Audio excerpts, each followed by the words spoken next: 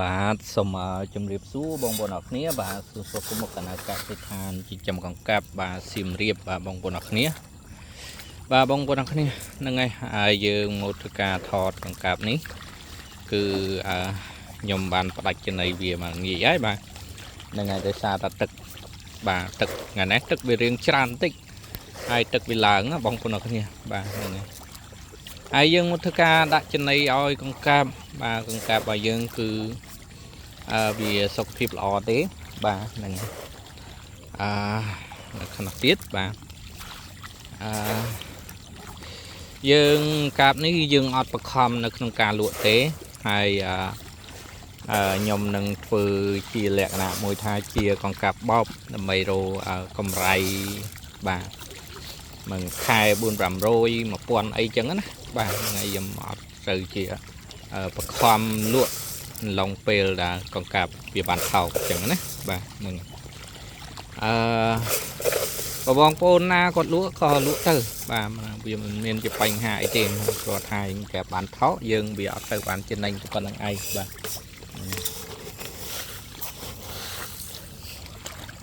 ហើយយើងអាចចាប់កពូលបានបើសិនជាយើងមានពេលទំនេរបាទហ្នឹងហើយយើងរៀបចំកពូលចាប់កពូលទៅបាទហ្នឹងសម្រាប់កង្កាបដែលខ្ញុំរៀបចំនេះបាទក្នុងមួយប្រឡាស់10000កូនហើយបើបងគាត់មានដើមទុនតិច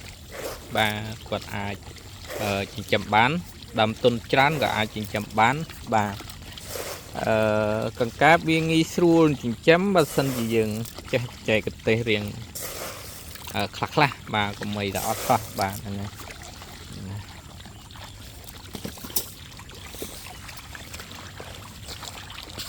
ខ្ញុំទៅមិនដាក់បានមកប្រឡាស់នេះទេបាទមកប្រឡាស់ទៀតគឺអស់កូនបាត់ហើយបាទហ្នឹងហើយឥឡូវកំពុងប្រកាប់ថែមទៀតបាទដាក់ទៅមិនឲ្យបាន10ប្រឡាស់ណាបាទហ្នឹងហើយ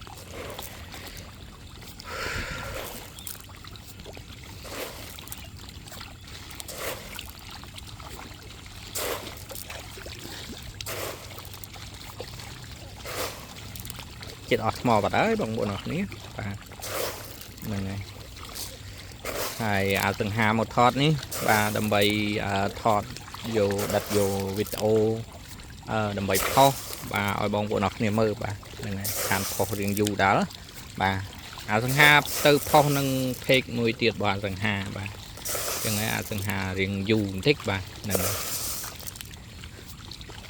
10000កូនបងប្អូនអរគ្នា10000កូនណាបាទ10000កូនបងប្អូនអរគ្នាឃើញហើយបាទសម្រាប់បងដែលមានប្តីមានប្រពន្ធមានគ្រួសារអីបាទហ្នឹងហើយអាចកាប់យកមុខរបរនឹងបានយើងចំណាយដើមទុនបន្តិចបន្តួចទេបាទវាមិនច្រើនទេវាមិនអស់រហូតដល់រាប់ម៉ឺនដុល្លាររហូតដល់យើងបើកហាងបើកអីទេបាទគាត់ថាបើយើងចង់បានមកល្មមបាទអាចត្រឹម1លាន2លានអីចឹងណាបាទហ្នឹងហើយបើសិនជាយើងតូចទេអាចត្រឹម50-100អីបាទហ្នឹងហើយអាហ្នឹងតូចហើយបាទ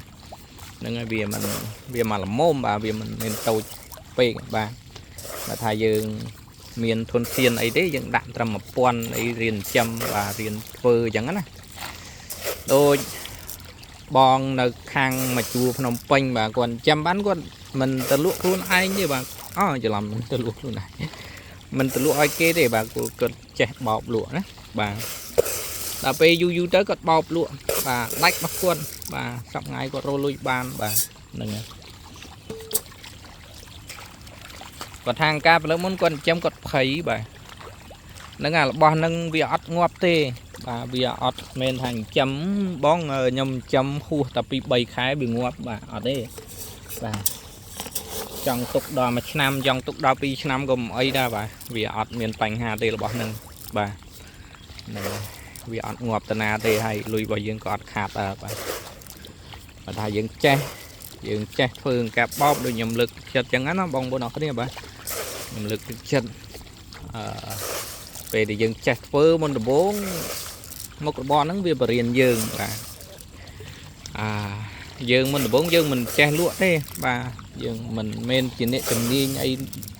đôi tại dương châm cạp môn